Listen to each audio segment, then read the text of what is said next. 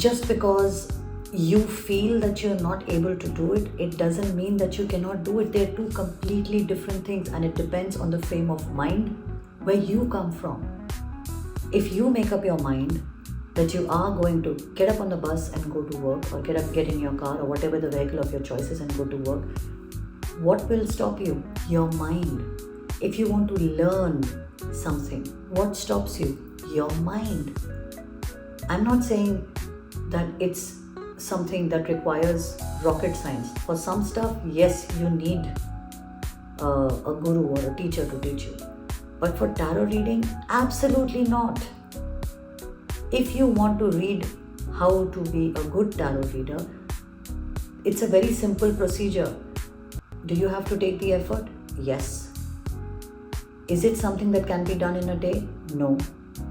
Is it something that can be done in a week? Depends on how much time you're ready to put, how much can you get, because you have to make notes, you'll have to study. It's like learning a language. I believe there's an app nowadays to teach you languages. During our time, we had books and we had institutes where you go and learn a foreign language. Now you have apps. There must be an app that teaches you tarot. Even when you buy a tarot deck, there is not a single tarot deck that you can buy that will not come with its guidebook. Start with a Rider-Waite and Smith-Waite, because that's the basic. That's the best and the easiest way you can teach yourself how to learn tarot. So yes, to answer your question, you can learn to be a tarot reader free of cost. The only place you'll be spending money is to buy the deck.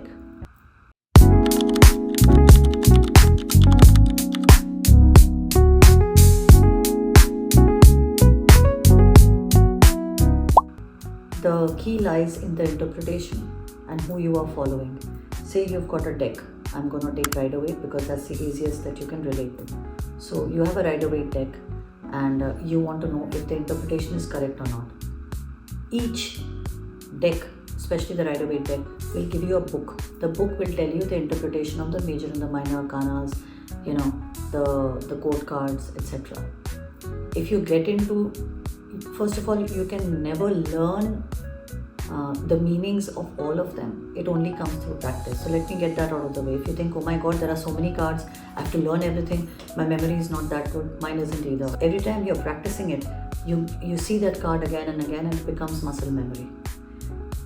There is also a way that the card in a standalone form means something, but if it is along with something else, it means something. For example, the Justice card. The Justice card means either there is some legal aspect in your life you need to cater to, or it could mean that you're a Libran or dealing with one. If that card is paired with the Tower card, which means something that you were expecting to happen will happen earlier than usual. What does it mean? It means that if you don't take care of your taxes, or if you don't take care of a court case, or if you don't handle this Libran, or you being a Libran, then something that is going to, it's going to finish, will come and attack you earlier than what you expected. So you see, you need to use your brains when you're working and improvising on the situation, because the context of the reading of the cards is very important. It can't, like I've said earlier, everybody can't do everything. So you can learn how to read the tarot as a card or the oracle deck. But if you want to be a good tarot reader, you need practice of theory and application of the same. And perspective? Perspective and consistency.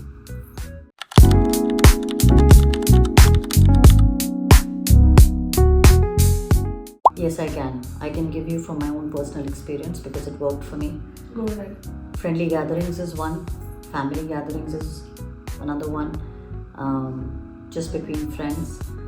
Don't make a mess out of it, like, walk into a party and say, everyone gather around, let's read your cards. I may have done that once upon a time. The same people have never spoken to me again because some stuff came out of their closets that should have just remained there. Let's put it that way. It was foolish on my part, but I was inexperienced during that time.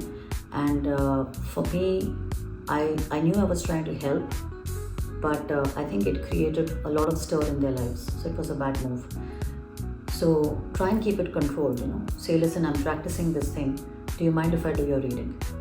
Catch hold of somebody who you trust, but who you even when you're reading on that person, if you give them information on things in their life that they haven't told you, that would mean that you're getting somewhere. What else have I done? Whenever you're doing a reading, I'm not asking you to write down the name and date of birth of the person, because that's confidential and you don't want it going into the wrong hands. But you can maintain a journal or keep a diary on the side where you write down the case. Such and such case came, these were the cards, and this is what the problem is, and this is how I gave clarity and direction. Yes, it takes time, but in hindsight you'll realize that when a similar case comes, it's easier for you to match the cards and say, oh, so it's not just this card but also that card. For example, people think Three of Swords is an extramarital affair. What if the person's not married? Then it's a relationship. What if the person's not in a relationship? It could also mean that there are too many cooks and the broth is spoiled. That's what it means. So it depends on the interpretation. So all these things that you can try to do, because I have done them and I have learned.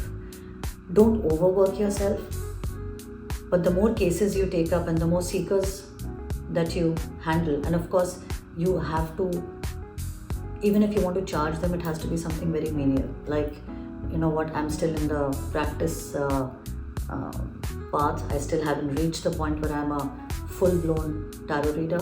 So why don't you make me some good food to eat and bring it along? See, when you ask for money, and then you say I'm practicing, you're kind of slapping the person on their face. They give you their time, they let you into their personal life, and then you ask them for money. That's not happening. But if you want the cards to be charged, they have to give you something, even if it's a small chocolate, but something has to be given. Remember the barter of long time ago. Now the only way that this can be a part of the occult world is if you are a practicing but not yet fully blown occultist.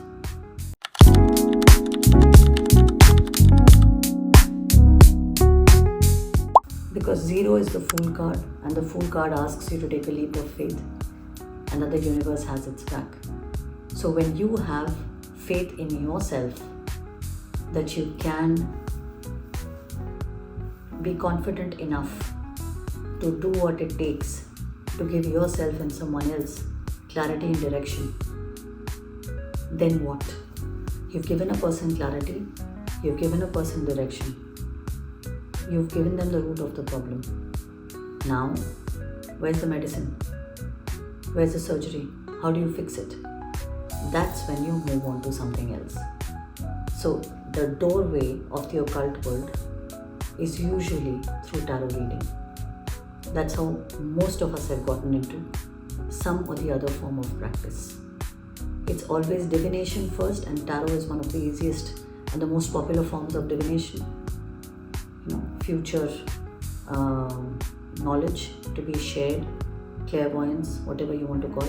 And then comes the remedy part, and that is where the spellcasting or the astrology remedies, astrological remedies, gemstones, etc. fall. So first is tarot, and then is the remedy aspects, the other stuff.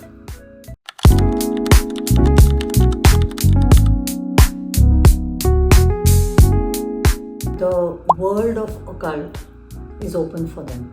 Where do your interests lie? Look around you. What are you charging your cards with? Crystals? Try crystals. What are you doing other than tarots to practice anything from the occult world? There's a very famous art form called tarot spellcasting, where you use 8 of Wands to speed a process, the Sun card for a positive outcome, the 9 of Cups for a wish fulfillment, the Death card, or depending if the person is a Scorpio, or if you want to end a belief system and start a fresh one. So tarot spellcasting is another form of the occult world. So depends on where your interest lies. Some people go into automatic writing, some people go into spellcasting, hardcore spellcasting like we have. I have never tried anything else because this comes naturally to me because I am a creative designer. I love crystals, but I love all sorts of crystals and I'm crazy about them. Do I know what they mean? No. But can I spellcast and make them work in my favor? Yes. I have told this earlier, I don't remember which reel have I mentioned this in or which video, but I can spellcast anything. It's just a gift I'm born with, and that's how Drakaina gets this from me and my daughter. But in the occult world, you can try anything that interests you, but please don't go crazy and try 7 things at once. Do it one at a time. If you feel that yes, my interest is getting more and more piqued, I need to know how this works, and then you'll get this feeling in the pit of your stomach that, oh my god, this is my calling. And that's when you'll know that this is what I have to do. Listen to your gut. It will never fail you. And if you have any questions, do not hesitate to put them in the comment section below. Thank you, and see you at Drakaina.